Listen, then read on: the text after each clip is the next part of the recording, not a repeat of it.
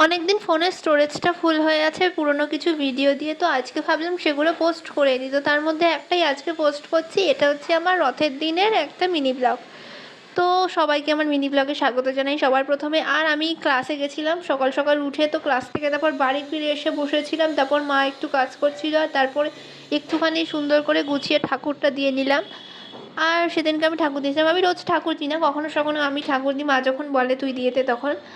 আর তারপরে আমি আর মা দুজনে মিলে দিদার বাড়ি যাচ্ছিলাম রথের দিন। রথের বেলায় তো আর যাওয়া হয়নি, কোথাওই যাওয়া হয়নি, তো দিদার বাড়িই যাচ্ছিলাম। আর দিদার বাড়ি এমনিও রোজ যাই, রথের দিনও যাচ্ছিলাম।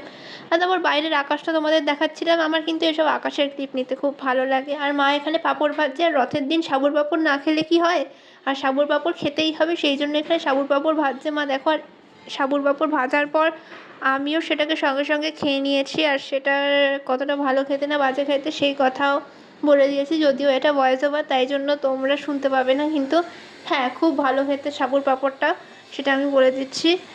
আর তারপরে দেখো এখানে পাঁপড়টা আমি খাচ্ছি, আর মা পাঁপড়গুলো সব কটা ভাজছিলো, ভাজতে ভাজতে আমি খেয়ে নিচ্ছি কিছুটা। আর আমার মিনি ব্লগ একটু লেন্দি হয়ে যাচ্ছে, কিছু আননেসেসারি এক্সট্রা ক্লিপ চলে এসেছে, বাট আমি ভয়েস ওভার দিয়ে দিচ্ছি, কী করব।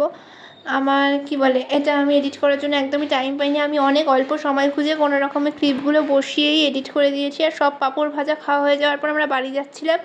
বাড়ি যাওয়ার সময় একটা বাচ্চাকে রথ টানতে দেখে সেই রথের ঠাকুরকে নমস্কার করে রিক্সা থেকে আমি চলে গেলাম বাড়িতে। বাড়ি গিয়ে আমি আবার পুজো দিয়ে দিলাম, সন্ধ্যাবেলা একটুখানি ধূপ ধুনো ধরিয়ে দিলাম। তো সন্ধ্যাবেলার পুজোটা দিয়ে দেওয়ার পর দেখলাম মা এখানে কিছু স্পেশাল রান্না করছে রথের জন্য। এখানে লুচি হচ্ছে, আর তার সাথে বোধহয় ছোলার ডাল, আমার মনেও নেই, এত পুরনো হয়ে যাচ্ছে কি করেছিল। হ্যাঁ, লুচি ছোলার ডাল করেছে, ঘুগনি টাইপসের।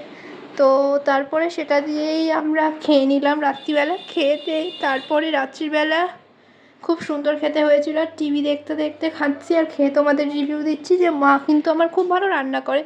তো আজকের মতো এতটাই, দেখা হবে তোমাদের সাথে পরের কোনো ভিডিওতে।